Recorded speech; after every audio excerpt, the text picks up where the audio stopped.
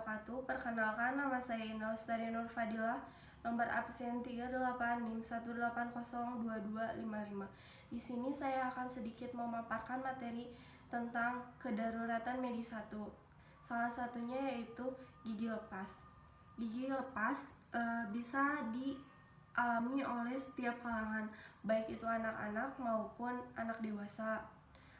Gigi lepas disebabkan bagi anak-anak yaitu pergantian gigi susu. Kalau buat orang dewasa biasanya disebabkan karena mengalami cedera atau bisa juga karena mengalami jatuh lalu ada goresan pada giginya. Gigi lepas atau gigi copot bisa membuat si orang menjadi tidak percaya diri, karena dengan gigi lepas kita saat berbicara atau saat ngomong terlihat ompong kayak gitu. Bahkan tersenyum juga membuat ketidakpercayaan diri terhadap si orang tersebut. Nah, jangan khawatir jika Anda mengalami gigi lepas atau ada orang sekitar yang mengalami gigi lepas. Cara menanganinya adalah sebagai berikut. 1. Tangani gigi bagian atas atau mahkota saja. Lalu jangan menggosok atau mengikis gigi untuk menghilangkan kotoran. Nah, itu dapat menyebabkan kerusakan pada permukaan akar gigi tersebut. Lalu bilas gigi Anda dalam semangkuk air, jangan di bawah kucuran kran. Jadi lebih baik pakai mangkok atau pakai gelas. Lalu letakkan gigi dalam wadah dan larutkan dalam susu.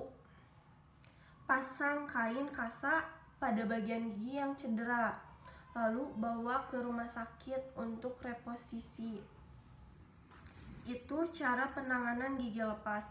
Nah, ada penanganan gigi patah.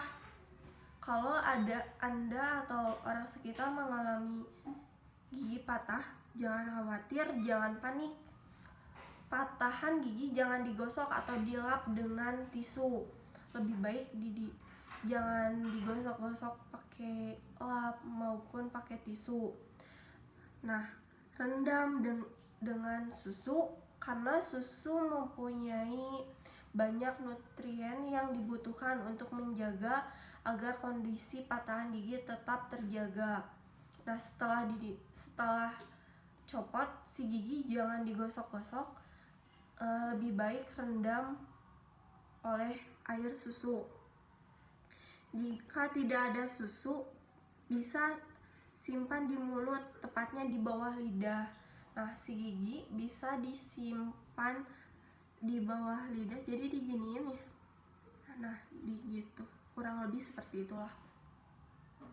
Jika penanganan masih belum bisa atau mengalami masalah, sebaiknya bawa ke rumah sakit karena dokter lebih mengetahui.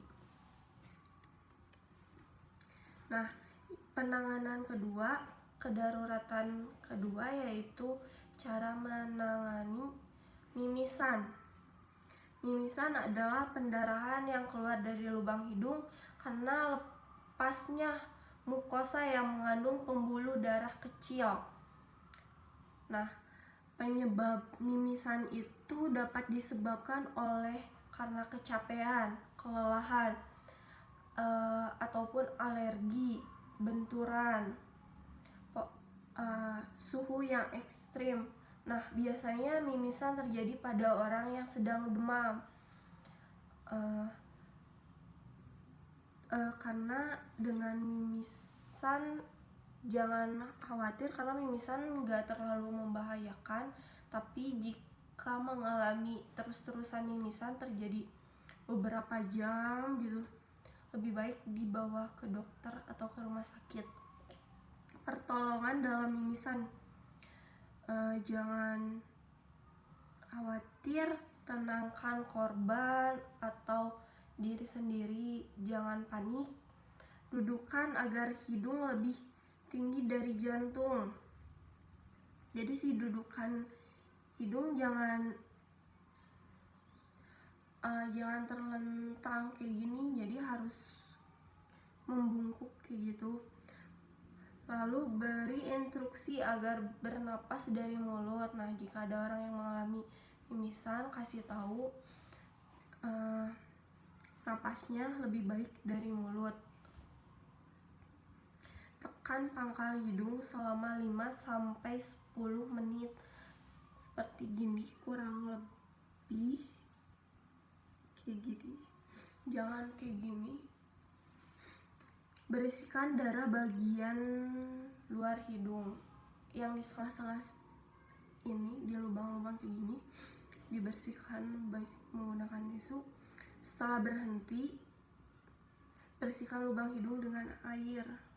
Nah, biasanya orang zaman dulu atau pengobatan tradisional, jika ada orang yang mimisan, selalu menggunakan daun sirih untuk menutupi si darah yang keluar dari hidung.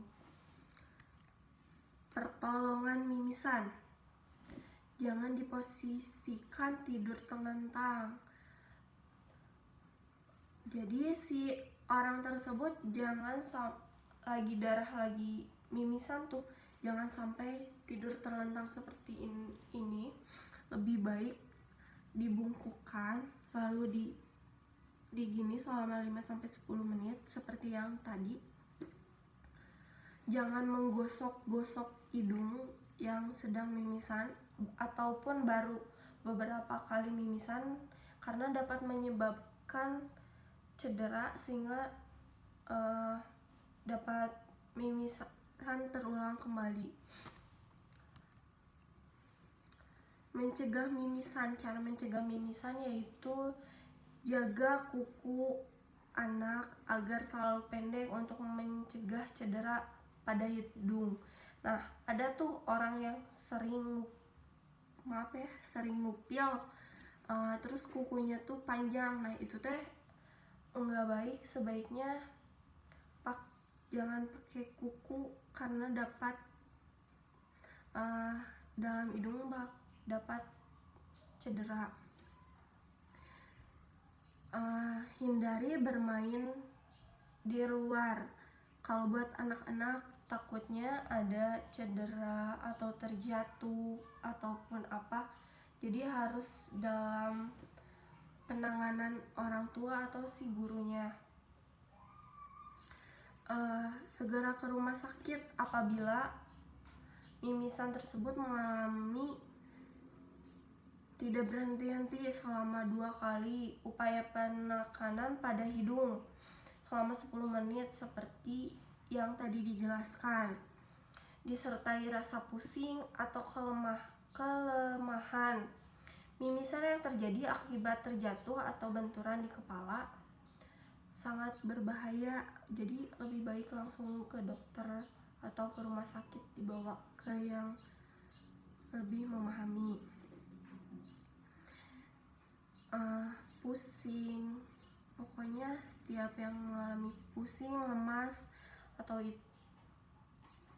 mengalami gejala-gejala tidak terduga, lebih baik dibawa ke yang lebih tahu, yaitu dokter. Di sini ada asma. Kedaruratan selanjutnya yaitu asma. Asma penyempitan atau gangguan saluran pernapasan. Tanda dan gejala asma yaitu sukar menarik nafas, terdengar suara napas tambahan kayak kayak mik-mikan lagi kalau nggak. Lalu otot bantu napas terlihat menonjol. Biasanya orang yang mengalami asma itu kayak sesek lagi si napasnya. Terjadi perubahan warna kulit. Si warna kulitnya tuh agak memerah, bibirnya pucat, kebiruan. Terus kesadaran menurun, seperti mengalami kegelisahan, meracau, kayak gitu. Asma dapat disebabkan beberapa faktor, yaitu faktor keturunan, faktor lingkungan, faktor makanan, faktor cuaca dan suhu pun dapat menyebabkan sesak napas. Nah, penanganan asma biasanya tenangkan korban terlebih dahulu, bawa ke tempat tenang, sejuk, posisi sesuai keinginan korban. Biasanya yang asma kalau ditidurkan tuh terasa semakin sesak. Lalu bantu korban untuk mendapatkan obatnya. Obat-obat asma biasanya kalau nggak salah Profilas kayak gitu, atau biasanya menggunakan alat bantu yang di gini. Mungkin cukup sekian materi atau pemaparan kedaruratan medis dari saya. Mohon maaf bila banyak kesalahan. Wassalamualaikum warahmatullahi wabarakatuh.